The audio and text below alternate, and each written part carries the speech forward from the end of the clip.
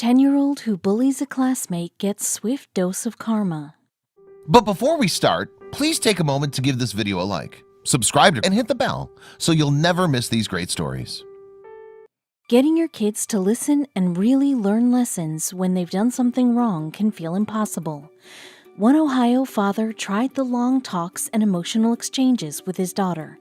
They just didn't take. So when her principal notified him she'd been involved in a bullying complaint, he went to school and came up with a punishment that required some legwork neither of them would ever forget. When Matt Cox's daughter came home from school on a Friday afternoon, she handed him a note from the administrators. Along with her note, she guiltily explained she needed a ride on Monday morning. See, Kirsten was suspended from riding the bus for several days. Administrators doled out the punishment because 10-year-old Kristen continued acting out on the daily bus route. Her crime was a heinous one. According to administrators, Kristen was bullying her classmates during their commute to school. Unable to curb her aggression, the school just outright banned her from the bus for a few days. Reading the suspension papers, Matt was disappointed in Kristen's behavior, though unfortunately he wasn't entirely surprised. This marked the second time his daughter had faced the same punishment for the same infraction. She was developing a pattern of bullying. In his words, bullying was unacceptable. The reality that his child was the source of the problem made him angry, yet determined to nip it in the bud. Matt had to come up with a powerful way to teach Kristen a lesson. The punishment needed to leave a lasting impression, so he reasoned it should match the gravity of her mistake. "This is my small way of trying to stop it in my household," he said. So Matt devised a plan and launched it into action. Monday morning arrived, and keeping to their normal routine, Kristen got ready for school, ate her breakfast, and put on her backpack. They walked out to the car, and that's when Matt broke the news. Instead of the typical parental lecture met with pouty facial exchanges in the rearview mirror, Matt climbed into the car and told Kristen to start walking. That December morning, she would make the journey to school solely on her own 2 feet. For the next 3 days, Kristen walked 5 miles to school. Matt wanted his daughter to think about the consequences of her actions. Every step would be a reminder of how her words had made other people feel. And Matt hoped she'd gain an appreciation for riding the bus. Feeling good about his hands-on parenting technique, Matt uploaded a video of Kristen's punishment walk to his Facebook account. The video caused a lot of stir fairly quickly, with many of Matt's friends commenting and sharing it. Soon, it had gone viral to very mixed reactions. Tons of parents praised Matt's techniques, cheering on his punishment as effective tough love. They agreed Matt had properly held Kristen accountable and ensured her safety by trailing in the car behind her. Others were less impressed. A large number of online spectators criticized Matt's chosen method of discipline. They pointed to the fact that it was only 36 degrees on the day of the big walk, saying the punishment was overkill, bordering on cruel. Others pointed out the act of filming Kristen's walk and posting it online qualified as public humiliation. Ironically, a form of bullying in itself. This vein of shaming kids has caught on in the current age of viral stories, leaving parents to wonder about the lasting emotional effects. Borrowing from past practices like the stocks, judges across the country have participated in this recent uptick in public humiliation by including it in their sentencing orders. Usually, it involves the guilty party wearing a sign that describes their misdeeds. Some people, like Matt, have integrated the tactic into their discipline arsenal. He absolutely disagreed with those dragging his strategy online. In his opinion, many parents don't take matters of bullying as serious as they should. Determined to rip the bullying problem out by the root, he vowed that his children would face consequences for their actions. He wouldn't lump their bad behaviors into a kids will be kids mentality. Given the surge in anti-bullying initiatives in schools across the U.S., Matt felt this issue qualified for memorable disciplinary action.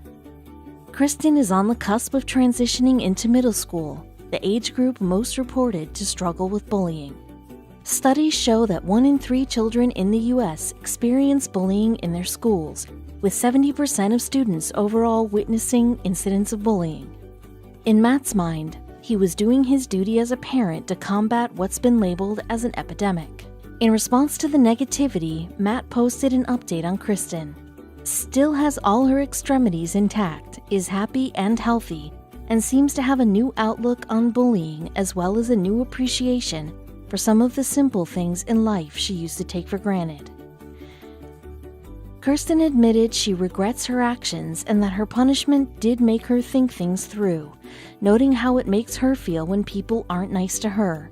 So far, she hasn't expressed any anger or embarrassment about her father sharing her walk to school on social media. In fact, the 10-year-old admitted she too has felt the negative effects of being bullied in school.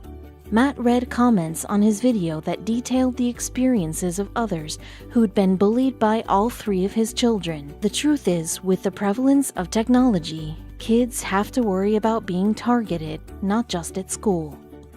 Posting nearly anything on social media can prompt completely unwelcome comments. So teens are coming up with creative and powerful ways to respond to their bullies. When a video of teenage explorer Jade Hammeister was posted online, internet trolls couldn't help but leave sexist jokes in the comment section. Rather than let the haters get her down, Jade made them eat their words. You might think only normal kids like Kirsten Cox face bullies on a regular basis, but that's far from the truth. Australian 19-year-old Jade Hammeister was a prodigy, and she still earned plenty of critics. Jade's dreams have always included travel, but her version of travel doesn't involve luxury resorts, tourist attractions, or even tour guide-led expeditions. Jade is more interested in pushing herself against whatever Mother Nature has to offer. Jade has been drawn to adventure since she was just 6 years old. As her and her father journeyed to the top of Australia's highest peak, Mount Kosciuszko, Jade was an ambitious girl from the get-go, and that drive to see and change the world only increased as she grew. I have been brought up in a very adventurous family, Jade said in an interview with Jakarta Travels, the Explorer magazine. While I was a young girl growing up, my dad was off climbing the 7 summits, and both my parents took me and my brother on little adventures every year. At 12 years old, Jade completed the Everest Base Camp trek, an arduous hike at high altitudes that typically takes 2 weeks to finish. I wanted to see what Dad had climbed to the top of in 2011, Jade said regarding her motive. And though Jade has always been inspired by her dear father, she particularly looked up to women who followed their guts and defied the odds. While in the midst of her journey to the Everest Base Camp, Jade befriended 2 women whose accomplishments wowed her. One of the women had once skied to the South Pole alone, and the other was the first woman to summit Everest without supplemental oxygen. But rather than simply applaud them, their achievements inspired Jade to embark on her own expedition. According to Jade's personal website, in April 2016, she became the youngest person to ever ski to the North Pole from anywhere outside the last degree. At just 14 years old, she was then recognized by the Australian Geographic Society as 2016's Young Adventurer of the Year. National Geographic documented her physically and mentally challenging journey to the North Pole for its documentary, Jade's Polar Dream. But even this wasn't enough to satisfy Jade's need for something new and exciting. Because Jade was kicking butt and taking names, the little trailblazer gave a TEDx talk in August 2016, which highlighted her belief that young girls should never be discouraged from chasing their dreams. The world record breaker wanted to act as an example to girls around the world. In her talk titled My Journey to the North Pole and Beyond, she asked, what if the focus shifted from how we appear to the possibilities of what we can do? This was just her intro. As a young woman, I live in a world where I'm constantly bombarded with messages to be less, to eat less, to wear less, to be skinnier, to shrink my ambitions, to fit in, to wait for my Prince Charming to come and save me, or to avoid activities that are for boys, she continued. She voiced that the world's future would be much brighter if women decided to ignore these societal messages and refuse to play it safe, using her accomplishments as proof of what's possible. Not everyone was on board. When Jade's talk was uploaded to YouTube, the video garnered many nasty comments that said, "Make me a sandwich." In case you haven't heard the blatantly sexist phrase, it references the outdated idea that women belong in the kitchen. Though these comments and others like them were at first disheartening, Jade wasn't one to let internet trolls win. In fact, she was preparing for another adventure, one that would capture the attention of kids everywhere.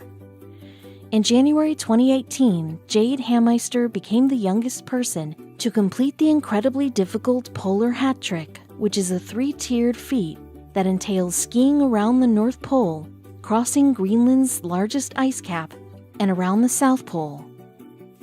Throughout her 373-mile journey on skis, while pulling a 220-pound sled, she couldn't stop thinking of the ridiculous sandwich comments on her old TEDx talk, even considering bringing a literal sandwich to the South Pole as a joke. She needed to do something.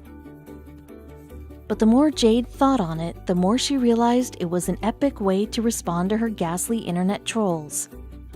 The camp we were staying at was less than a kilometer away from the actual pole, so we were like, let's just do it, Jade explained to CNN.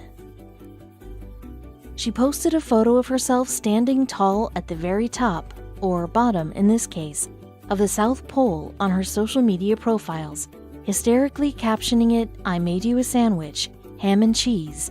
Now ski 37 days and 600 kilometers to the South Pole, and you can eat it. XX."